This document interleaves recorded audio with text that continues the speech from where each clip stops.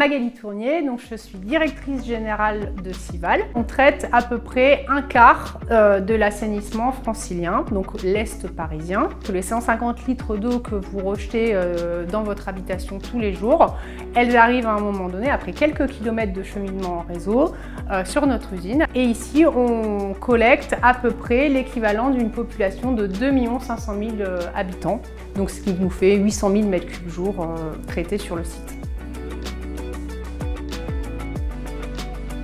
La première étape, elle est primordiale, c'est une étape de pré-traitement. Ça veut dire qu'on va aller dégriller l'eau qui arrive et y enlever les gros déchets. Ensuite, on va aller récupérer tout ce qui est les sables et donc on aura fini l'étape de pré-traitement. Cette eau, elle est prête pour être traitée par la biologie.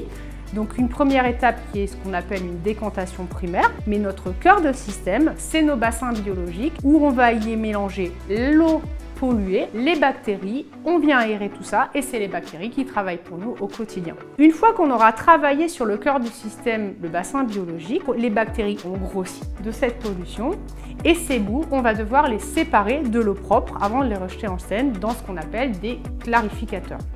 À la sortie des clarificateurs, l'eau est propre et ensuite, nous, notre travail n'est pas du tout terminé parce qu'on va y travailler et traiter les bouts. Le but étant d'enlever l'eau. Donc, nos étapes, c'est de la déshydratation.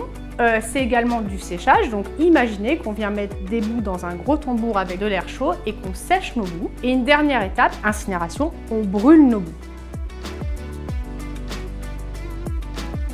Les gestes au quotidien qui sont vraiment essentiels, déjà le réflexe à avoir, c'est de se dire je ne mets pas tout à l'égout. La graisse de ma friteuse, l'huile de vidange, je ne jette pas évidemment tout ce qui est coton, lingette, coton-tige. C'est un réflexe à avoir, c'est dans la poubelle, c'est pas dans les toilettes. Deuxième réflexe, c'est d'économiser tout simplement l'eau, les douches plutôt que les bains, des réducteurs au niveau de vos robinets, de la récupération d'eau pour l'arrosage. Ça, c'est des réflexes simples. Un autre réflexe que vous pouvez tous avoir, c'est être vigilant sur les produits détergents que vous utilisez à la maison.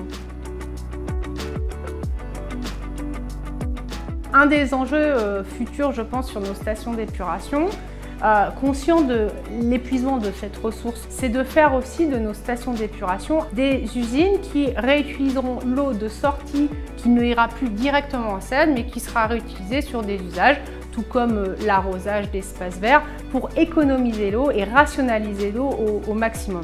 Ici sur Sival, les 160 collaborateurs travaillent à la biodiversité. Un exemple, il y a 50 ans, en Seine, il y avait 3 espèces de poissons reconnaissables en Seine. 50 ans plus tard, nous sommes à plus de 30 espèces.